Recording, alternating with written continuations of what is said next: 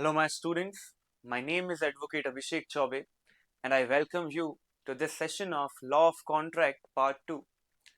In the first lecture and in the second lecture, we talked about the difference between agreement and contract, the definition for agreement, what are the stages for the formation of a valid contract as per Section 10 of Indian Contract Act, and we also talked about the competent parties as per Section 11 of Indian Contract Act. Then we studied the definition of offer, types of offer, examples for offer, and landmark case for offer. For example, Balfour versus Balfour, Harvey versus Facey, Lalman Shukla versus Gauri Dutt. Now in this session, we will be targeting on one particular concept, and that is acceptance. So first of all, you can make a heading, acceptance, and beside that, write Section 2 Clause B of Indian Contract Act, which talks about acceptance, and Section 8 of Indian Contract Act. You do not have to remember the section number for the sake of CLAT examination. But the reason I have written it on the board is that you have to become conversant, you have to become familiar with the legal language that will help you in interpreting the passages. Legal language का interpretation जो है वो कानूनी भाषा के परिप्रेक्ष्य में ही होगा. इसे समझने के लिए क्या क्या मैक्सिम होंगे, क्या क्या ट्रेडिशनल लीगल फ्रेज हम देखेंगे इंडियन कॉन्ट्रैक्ट एक्ट में, ये सब समझने में सहूलियत, आसानी हमको रहेगी अगर हम कानूनी भाषा से अब हमारी फैमिलियरिटी अगर बढ़ाएं तो एक्सेप्टेंस क्या है, डेफिनेशन क्या कह रहा है. When the person to whom the offer has been made signifies his assent, then this person is said to accept the offer. अगर एक व्यक्ति दूसरे व्यक्ति को ऑफर करता है, अपना प्रपोजल रखता है, तो जिस व्यक्ति को ऑफर दिया गया है, प्रपोजल दिया गया है, अगर वो अपनी स्वीकृति दे देता है, अगर वो उस चीज को एक्सेप्ट कर लेता है, तो ये माना जाएगा कि दूसरे व्यक्ति ने अपना एक्सेप्टेंस दे दिया है. फॉर एग्जाम्पल, अगर मैं सिंपल सी भाषा में अगर आपको बताऊं, if I tell you that I want to sell my watch, I want to sell my watch, आप इंटरेस्टेड हैं खरीदने के लिए, आप मुझे कहते हैं yes sir I am interested. यहां पर मैं कहलाऊंगा ऑफरर क्योंकि मैंने आपको ऑफर दिया है, और आप कहलाएंगे एक्सेप्टेंस देने वाले, एक्सेप्टर. मतलब मैं हो गया हूं ऑफरर, आप हो गए हैं ऑफरी. मैं हो गया हूं प्रोमिसर, आप हो गए हैं प्रोमिसी. मैंने दिया है आपको ऑफर, जिसको कर लिया है आपने एक्सेप्ट. यही बात है बस. When the person to whom the proposal is made signifies his assent thereto, the proposal is said to be accepted.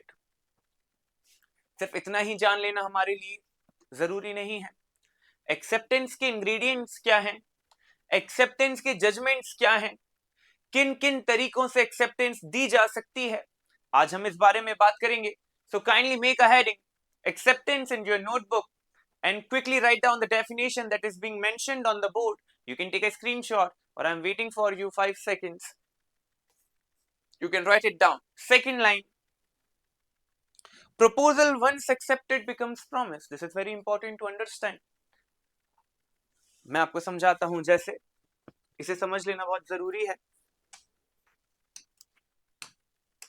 For example,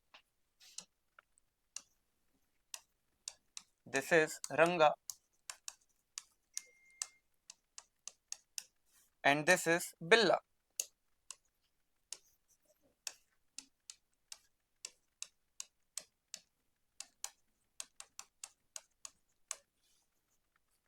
रंगा जो है वो बिल्ला को कहता है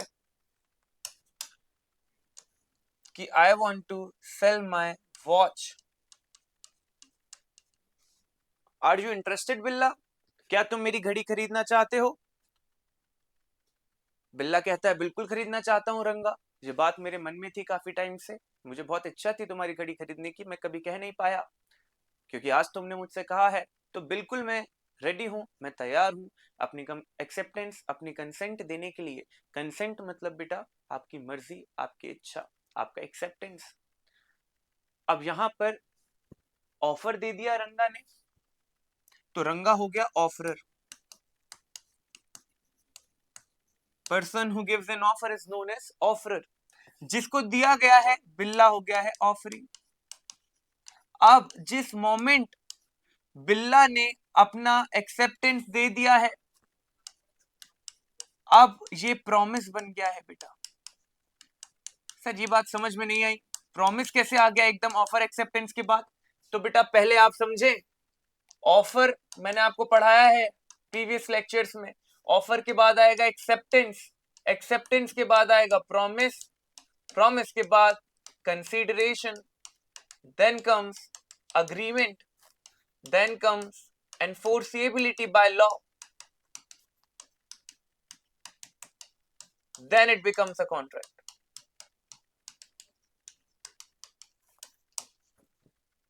So ऑफर हो चुका है, बिल्ला ने एक्सेप्टेंस दे दिया है, तो अब क्या आएगा? प्रॉमिस। सो अब proposal once accepted becomes promise. मतलब बेटा कहना क्या चाह रहा है, प्रॉमिस कहां से आया है कि रंगा ने ऑफर दिया है, आप मेरी घड़ी लेना चाहते हैं, खरीदना चाहते हैं मुझसे। बिल्ला ने कहा बिल्कुल कि खरीदना चाहता हूं, मैं आपको अपनी एक्सेप्टेंस देता हूं। The moment Billa gave the acceptance, it became promise. Means अब रंगा को घड़ी डिलीवर करना पड़े, ये रंगा की तरफ से प्रॉमिस है, और बिल्ला को पैसा देना पड़ेगा जितना रंगा मांगेगा घड़ी के लिए। ये हो गया है बेटा ऑफर एक्सेप्टेंस। अब दोनों ही पार्टी एक दूसरे को प्रॉमिस कर रही हैं कि जिस चीज के लिए आपने मुझे ऑफर दिया था, जिस कारण, जिस परिप्रेक्ष्य में मैंने आपको एक्सेप्टेंस दिया है, अब वो जो ड्यूटी है हमारी, जो हमें एक्ट करना है आपको बेचने का और मुझे खरीदने का, ये हमारा प्रॉमिस है एक दूसरे के लिए। I hope I am clear. ये बात आपको ध्यान रखनी है, इस पे क्वेश्चन बन सकते हैं। फॉर्मूला लिख सकते हैं, offer plus acceptance is equal to promise. एक फॉर्मूला बता रहा हूं, आजीवन याद रखें। लॉ ऑफ कॉन्ट्रैक्ट हमारे लिए आसान हो जाएगा, ये मैं पहले भी बता चुका हूं। Offer plus acceptance become promise, promise plus consideration becomes agreement, and agreement when enforceable by law it becomes contract. That's it, you can write it down in your notebook. This is the most important slide of today's lecture, which is encapsulating all the rudimentary ingredients enshrined under Indian Contract Act 1872. So now it is time to understand some of the important points related to acceptance, जिन पर हमको question देखने को मिलेंगे exam में, आने वाले मॉक्स में। तो हम खुद को अभी से ही प्रिपेयर कर लेते हैं। एक्सेप्टेंस के किसी भी कंसेप्ट पे अगर क्वेश्चन बनता है तो हमारा मार्क कट नहीं होना चाहिए। Let us target the first ingredient of acceptance can only be accepted by the person to whom it is made.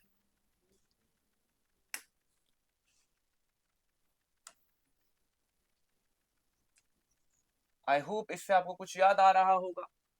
We talked about types of offer in the previous lecture. उसमें I told you that offer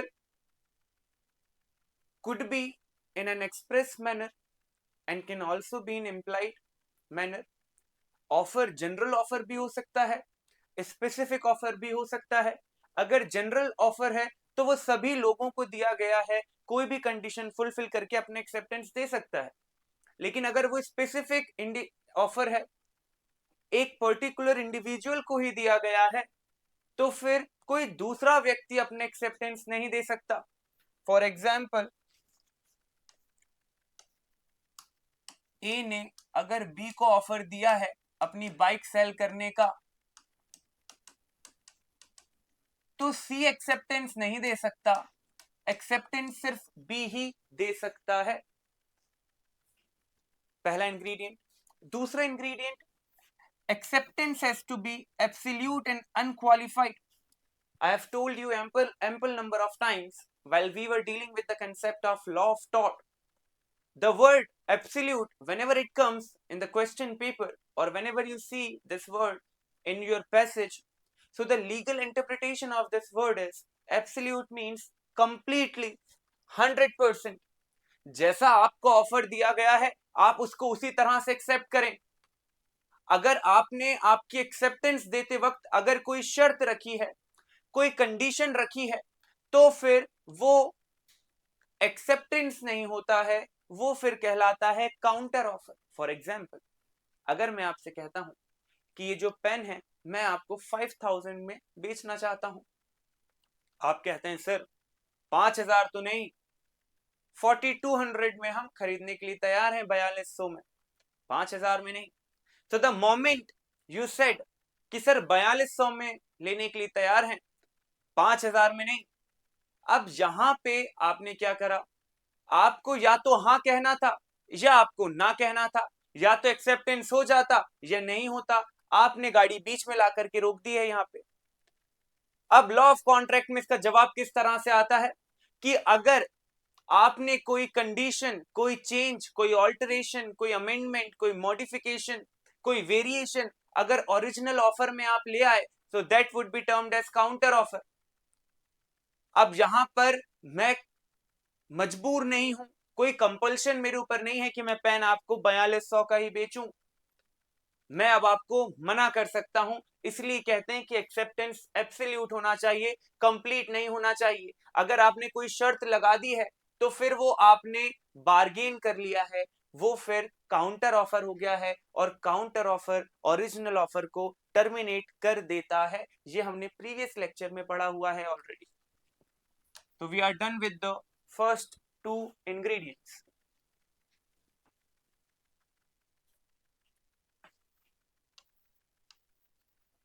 Otherwise, it will result in, you can write this down, counter offer.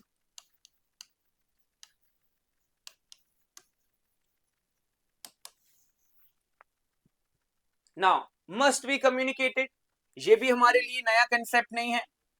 Last lecture में मैंने आपको बताया था एक case, Lalman Shukla versus Gauri Dutt का। सो acceptance must be communicated. जैसे offer का नॉलेज होना चाहिए वैसे एक्सेप्टेंस का भी कम्युनिकेशन होना चाहिए। फॉर एग्जाम्पल, आपने मुझे खत भेजा, sir I want to buy your car, मैं 7 लाख रुपए में आपकी कार खरीदना चाहता हूं। मैं बेचना भी चाह रहा था काफी टाइम से, और 7 लाख में बेचना चाह रहा था। जैसे मेरे पास खत आया मैं खुश हो गया, क्या बात है यार, ये तो भगवान ने मेरी बात सुन ली, बिल्कुल बिल्कुल मैं राजी हूं, मैं अपना एक्सेप्टेंस दे रहा हूं, मैंने साइन कर दिया है, और खुशी खुशी में मैंने जेब में रख लिया है। उसको फोन करके या लेटर भेज करके आए, मैंने एक्सेप्टेंस नहीं दिया। एक्सेप्टेंस दे करके, एब्सोल्यूट एक्सेप्टेंस है बिना किसी शर्त के, मैंने जेब में रख लिया अपने। अब सामने वाले व्यक्ति को कम्युनिकेट थोड़ी हुआ है। अब अगर वो व्यक्ति किसी और से कार ले लेता है तो मैं ब्रीच ऑफ कॉन्ट्रैक्ट नहीं लगा सकता हूं, क्योंकि भाई ब्रीच ऑफ कॉन्ट्रैक्ट तो तब होगा कॉन्ट्रैक्ट जब होगा, और कॉन्ट्रैक्ट जब होगा जब प्रॉमिस होगा। प्रॉमिस तब होता जब तुम एक्सेप्टेंस दे देते, क्योंकि offer once accepted becomes promise. तो यहां पर एक्सेप्टेंस ही नहीं हुआ है तो प्रॉमिस कहां से, और प्रॉमिस नहीं हुआ है तो agreement enforceability by law contract कहां से। I hope you understood this particular example of mind, कि अगर आपने कंसेंट ले लिया है और अपने पास रख लिया है, उससे एक्सेप्टेंस वैलिड नहीं कहलाएगा। जिस व्यक्ति ने ऑफर दिया उसे नॉलेज भी तो हो कि आपने एक्सेप्टेंस अपना दे दिया है, ठीक है। And acceptance must be in prescribed form. मैंने आपको कहा, खत में ही मैंने भेज दिया, I want to sell my car. अगर आपको एक्सेप्टेंस देना है तो आप मेरे को रजिस्टर्ड पोस्ट से ही अपना खत भेजें। आपने मुझे ईमेल कर दिया ऑनलाइन, अब यहां पर मैं आपको करेक्ट कर सकता हूं, आपको मैं कह सकता हूं कि आप मुझे रजिस्टर्ड पोस्ट के थ्रू ही अपना एक्सेप्टेंस भेज दीजिए। कैन इम्प्लाइड एक्सेप्टेंस, अगर मैंने आपको कार डिलीवर कर दी है मेरी आपके ऑफर के बाद, this is an example for implied acceptance. अब जो मेरा एक्सेप्टेंस है तभी तो मैंने आपको कार डिलीवर करी है, नहीं तो मैं क्यों करता। कुली आपके पास में जब आप स्टेशन से उतरते हैं तो कुली आपके पास आ जाते हैं, जैसे कि आप सेलिब्रिटी हैं और आपका सामान उठाने लगते हैं। अगर आप उन्हें मना नहीं करते हैं और वो बेचारे, वो आपको 3-4 प्लेटफॉर्म तक के क्रॉस करके आपका भारी सामान उठा करके आपको कैब के पास तक छोड़ते हैं, और फिर आपकी तरफ वो बड़ी उम्मीद से देखते हैं कि आप उन्हें पैसा देंगे। और अगर आप वहां ये कह दें कि हमने नहीं कहा था, आप आए आपने उठा लिया, हम पैसे नहीं देंगे, तो यहाँ बात बिगड़ सकती है बेटा। यहाँ पर आपका इम्प्लाइड एक्सेप्टेंस माना जाएगा कि आपने मना नहीं किया, कुली का काम ही ये है। आपको ये बात पता है, ऑर्डिनरी कोर्स ऑफ नेचर में ये समझ में आना चाहिए, आपको यहाँ पैसा देना पड़ेगा। क्यों? क्योंकि आपका इम्प्लाइड एक्सेप्टेंस था। We are done with the definition of acceptance, we are done with the legal language of acceptance, we are done with the 5 examples of acceptance, we are also done with the formula of acceptance, that offer plus acceptance becomes promise. Now we are also done with the 5 important points regarding the topic acceptance. Now this is important, how can an acceptance be made?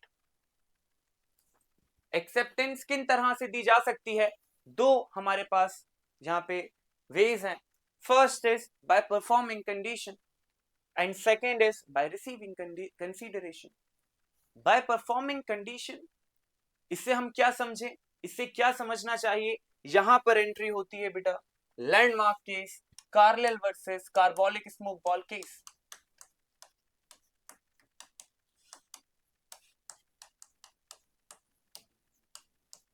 ये जो case है, ये ना सिर्फ acceptance के बारे में हमको सिखाता है, बल्कि ये हमको एक्सेप्टेंस के अलावा भी बाकी सारे कॉन्सेप्ट से परिचित करवाता है।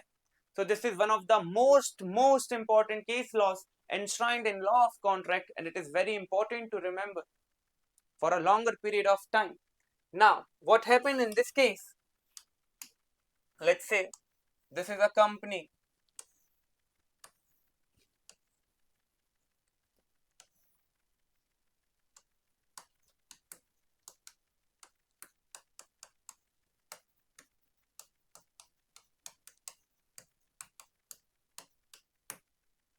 अब इन्होंने क्या किया, एक एडवर्टीजमेंट निकाला है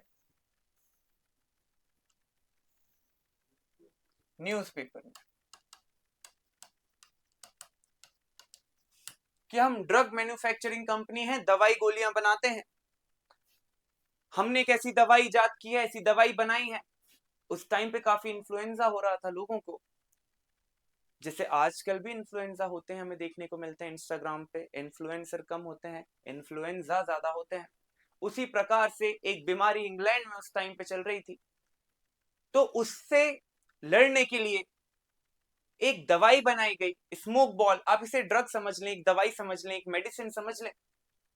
और इन्होंने ये शर्त रखी कि इसको खा लेने के बाद दिन में 3 बार 2 सप्ताह तक अगर आप इसे प्रॉपरली कंज्यूम करेंगे एज पर द कंडीशंस, कि आपको दिन में 3 बार 2 सप्ताह तक इसे लेना है बिना किसी गैप के, और फिर भी अगर आप इन्फ्लुएंजा कैच करते हैं, फिर भी अगर आप बीमार हो जाते हैं, तो हम आपको 100 यूरोस का नगद इनाम देंगे।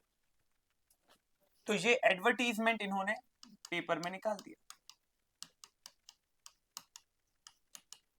ये इनका ड्रग है,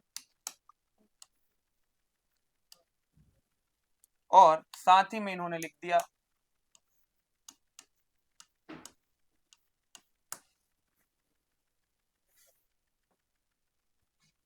और इन्होंने ये भी कहा कि आप इसे मजाक में ना लें, ये कोई सेल्स पफ नहीं है।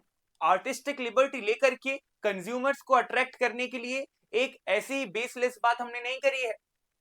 हम सीरियस हैं इस बात को लेकर के, हमें हमारी दवाई पे भरोसा है पूरा का पूरा, तो आप इसे मजाक ना समझें। इसलिए हम क्या कर रहे हैं,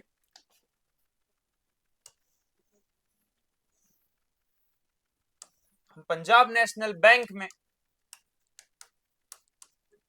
1000 यूरोस डिपॉजिट करवा रहे हैं। आप मजाक में ना लें इस बात को। अब ये पूरा एडवर्टीजमेंट अखबार में छपा, सभी ने पढ़ा। अब यहां पर एक लेडी है,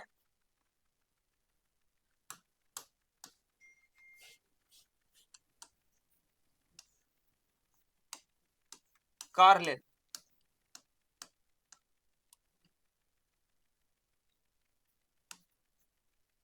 जिन्होंने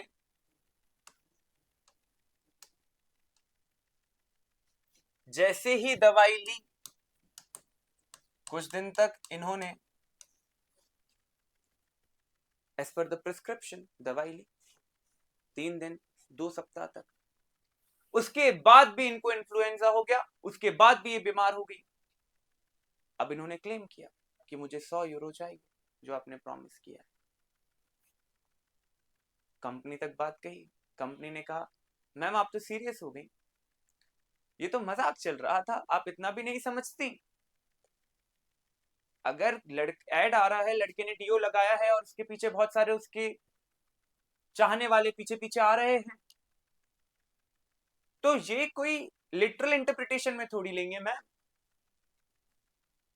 अगर आपसे कहा जा रहा है ड्रिंक रेड बुल आपको विंग्स देगा, तो सच में थोड़ी ये बात है कि आपको विंग्स देगा। हालांकि इसको बाद में इसके अगेंस्ट में केस गया था और कॉम्पेंसेशन भी लिया था, तो विंग्स को विंग्स किया गया।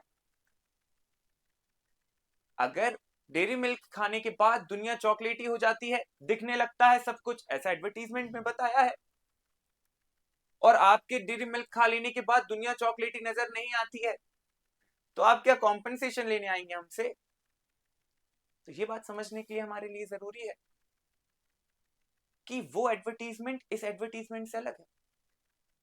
कैसे अलग है? आपने जो ये चीज करी है ना कि हम 100 यूरोस बैंक में डिपॉजिट करा रहे हैं, ये क्या शो कर रहा है बेटा? ये क्या शो कर रहा है? This act of yours is showing intention to create legal relationship. ये मजाक नहीं है, आपने मजाक नहीं किया है। तो आप अभी ये ना कहें कि वो आपने आर्टिस्टिक लिबर्टी लेकर के एक सेल्स पफ की तरह आपने कंज्यूमर्स को अट्रैक्ट करने के लिए इस एडवर्टीजमेंट को निकाला था। This is not sales puff. The act of transferring the amount of 1,000 euros is indicating your intention to create legal relationship. Now you cannot back out. अब आप पीछे नहीं हट सकते हैं अपनी बात से। अच्छा ठीक है, ये कंसेप्ट हमें देखने को मिल गया, इससे हमें याद आ जाना चाहिए बेल्फोर वर्सेस बेल्फोर। ठीक है, परफेक्ट। नाउ एक और चीज हमें इससे क्या समझनी चाहिए, किस तरह का ऑफर है ये। मैंने आपसे कहा है एक चीज सीखने को नहीं मिलेगी, इस केस से काफी सारी चीजें सीखने को मिलेगी और रिवीजन भी होगा। Sir, intention to create legal relationship you taught us in the previous lecture, and now we are able to relate it. That's perfect. What else are you able to relate on the basis of the previous 2 lectures that I have had with you on law of contract? Sir general offer याद आ रहा है, इससे आपने कहा अखबार में छपा है मतलब सभी के लिए है, किसी स्पेसिफिक नागरिक के लिए नहीं था ये। Perfect, that was an example of general offer.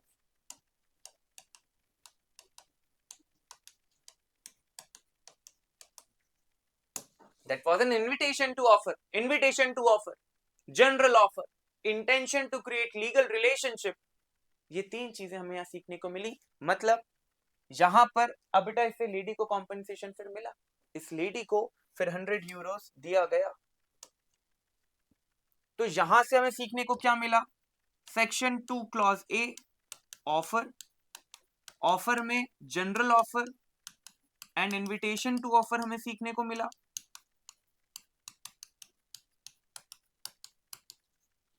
Section 2 clause B acceptance किस तरह से दिया गया हमें ये सीखने को मिला। किस तरह से दिया है बेटा एक्सेप्टेंस?